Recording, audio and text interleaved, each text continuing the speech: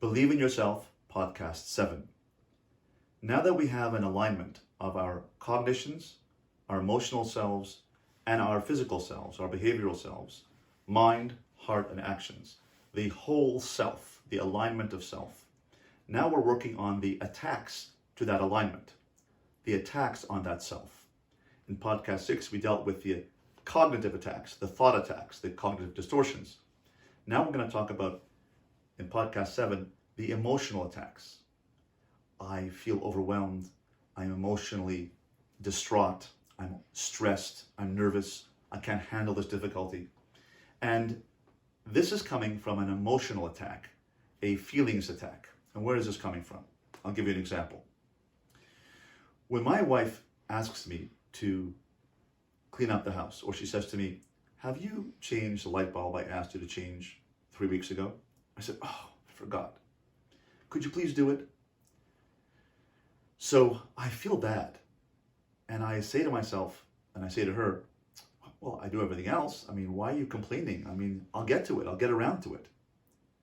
Instead of reacting by saying, "Of course I'll do it," I react from an emotional place by saying, "What do you mean? I'm not a good husband? You feel that I'm not doing the right thing? I do my best. You don't do everything the first time." Why do I react that way? Why do I react from an emotional place? Why don't I just say, "You know what? I made a mistake. I'll deal with it." Because my emotional self is not intact, because it has an antecedent. I have unfinished business from my childhood. My emotional self is stuck in my childhood, and I'm reacting from my childhood self. I'm frozen in my emotional pain of my childhood or my teenage years, and it's my teenage self or my child self which is reacting to my wife. What's my childhood difficulty? What's my childhood pain? It's because when I was growing up, I was perhaps criticized by my parents for not doing well enough in school. And I remember one particular incident where my father was very angry with me that I didn't understand the math. I was 8 years old and I was doing the math and said, "Why don't you know this math? Why don't you know this? Don't you pay attention in class?" I just couldn't get it. I couldn't get it. I was overwhelmed that he was raising his voice. So I remember that. And I'm quite a few years older than 8. And I remember that still now because emotionally it froze me. It got, wow, I'm getting overwhelmed by this. I'm getting really put down by this. I'm criticized by this. It hurt me. And that stays with me. And so when my wife asks me a question like, "Why didn't you change the light bulb I asked you to change 3 weeks ago?" Or, to be honest, 3 months ago, "I didn't get around to it." Or, "Did you take out the garbage and I forgot?" I feel bad, but who's really reacting? It's my child self who's reacting, not my adult self. My adult self would say, "Okay, I'll take out the garbage." My adult self would say, "Of course, I'll change the light bulb. I forgot, I made a mistake." If I felt good about myself, if I believed in myself, that I wouldn't have to react from my childhood self. And therefore, I have to become aware that my emotional responses are coming from an emotional challenge to my childhood self. It's unfinished business or unresolved issues from my childhood. How do we resolve these issues? How do we resolve this attack to my emotional self?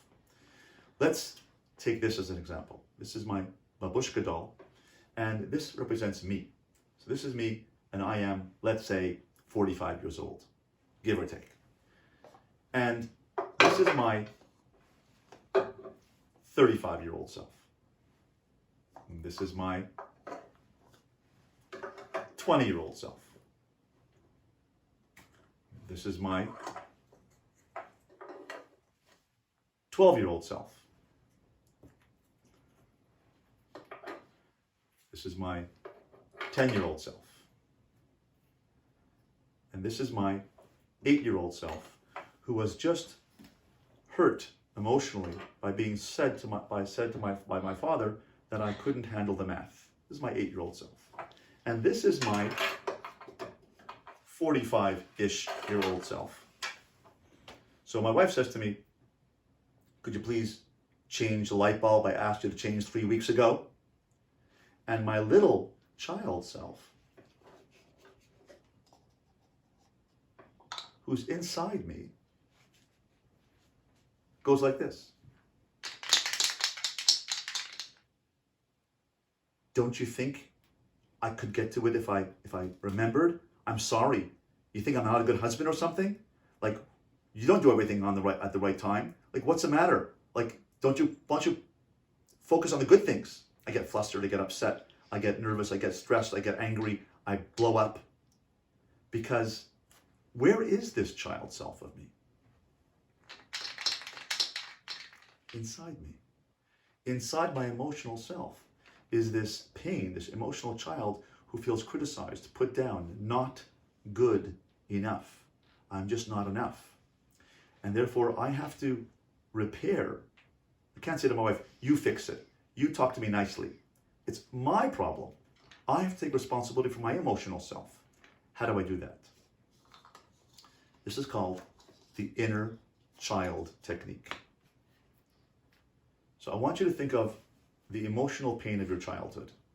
When you're 8 years old, 6 years old, 12 years old, 15 years old, something happened to you. Everyone has a memory, a remembrance of something which was challenging, emotionally challenging or difficult in your life. And it stays with us into our teenage years, adulthood, and it reminds us of things. And these events are triggered by adult events that happen in our adult lives. And we react from here. The only way to resolve this problem is by going back to my child self, go back to my own child self, and heal it.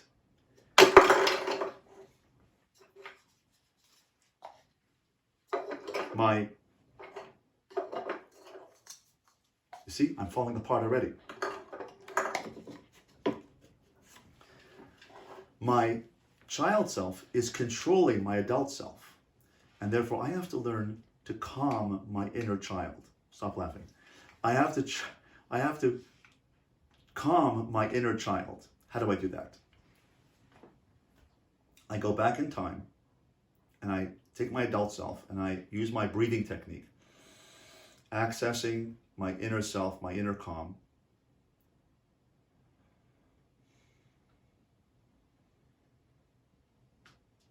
I breathe through progressive muscle relaxation.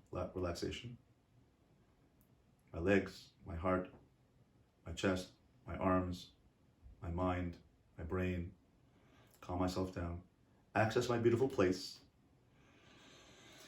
This is my true self, my true adult self. Let's say I'm creative, or I'm compassionate, or I'm giving. These are one of the 13 attributes that we talked about in podcast number 3 in the Wheel of Strengths under personality. Identify who my true self is, my true valuable strengths, whether they are consistency, leadership,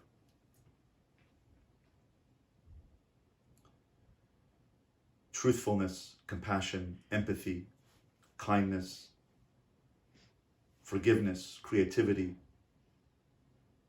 resilience. What is the true identity of my truest strength? And that adult self, the true self, has to go back in time, in a time machine, so to speak. So you breathe in, relax, close your eyes, and go back in time in a time machine, a spiritual time machine. Go back into your 40s, 30s. Set the time to your child self, 20s, 15, 10, 8. Stop outside your home or outside the school where you were hurt or bullied. Walk into the school as your adult self, all grown up. Go into the home, walk into my room where I see my father yelling at me and my 8-year-old self, and I freeze frame the moment, walk over to my little child self and say to my child self, how are you feeling? Say, I'm really overwhelmed and sad that Dad's screaming at me because I don't know the math. And I say to my child self, I understand that. I use my compassionate self and my creative self. And I say to myself, my child self, I understand that. It must feel very bad for you to feel like you're not smart enough and can't handle the math. And Dad's screaming at you. Yeah. This little 8-year-old self says, yeah, like, what's he getting so upset about? So I don't know the math. So what? Right? It's not the end of the world. So I'll get it. Just let him talk to me nicely.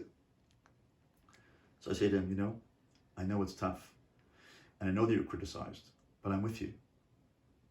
And instead of this little child pulling me back into the past and saying to my wife, well, why don't you take out the garbage? Or why don't you do things? Or there's still certain things you don't do. Or why are you complaining about it? Or what? And being defensive. I have to take my little child self into the present and say, come with me. And I take him with me into the present, get back in time machine, go out of the house, say, hi, Dad. Walk out of the house, travel back to my 45-ish years and say to myself, let's go to a beautiful place, you and me together. And I take him to my beautiful place. I take him to the waterfall of Ein Gedi. I say to him, look at this. Look at the waterfall. Isn't it beautiful? Yes, it is. It's so beautiful. And we get into the water and we splash around a bit. And we say, this waterfall is you. It's me. Yeah, it's creative. And it has some gentle water. It's gentle. It has compassion to it. It has creativity to it. It has some strength to it too. So some powerful part of the water on the top. It's powerful water, and it's a creative scene with a cliff and water and soft water and a pool of water. It's a beautiful scene. And not only that, but it's got some gentleness to it, some trickling water too. These are all parts of you, parts of yourself. Oh, this is who you really are. You're not the child self back here at 8 years old who's too dumb to understand the math. Who you really are is creative, like the waterfall. You're strong like the waterfall. And you're compassionate and empathic like the waterfall. That's who you are. Oh. And I bring my child self to the present and I begin to heal him. This is how we heal the inner child. So therefore, we have to do the work to put our inner child in our adult self. We have to parent our inner child and say to our inner child, I can heal you. Because we have to realize one thing. There's nobody else coming to fix us. No one else coming to repair the damage. My parents aren't coming. A teacher isn't coming. No one else is coming except me. I have to heal my own emotional pain. And I believe this is the key to marriage success. That's why I wrote a book about this called Like Yourself, and your spouse will too. Because if you like yourself, if you heal your inner child self, then I won't respond to my wife by saying, well, you fix a light bulb, or you don't do things on the right time. I just say, of course, dear, I'll fix a light bulb. No problem. I forgot. I'm sorry. I won't go to pieces, because the person that's causing me to go to pieces is this unresolved business from my inner child. My inner child, my 8-year-old child, feels so criticized and damaged, it has to defend itself. But if I heal the inner child, literally put myself back together, realign my emotional self, my child self, with my adult self, with my true self, which is my best attribute that we learned in the consciousness of the cognitive dimension of the Wheel of Strengths, by understanding my personality is made up of my creativity, my leadership, my strength, and my resilience, my ability to be compassionate and empathic. That's the true self. The true self is not this broken child who's criticized and no good. My true self is what my adult self has to heal the inner child self and say, we can handle this, because we can use our attributes to be able to handle this challenge.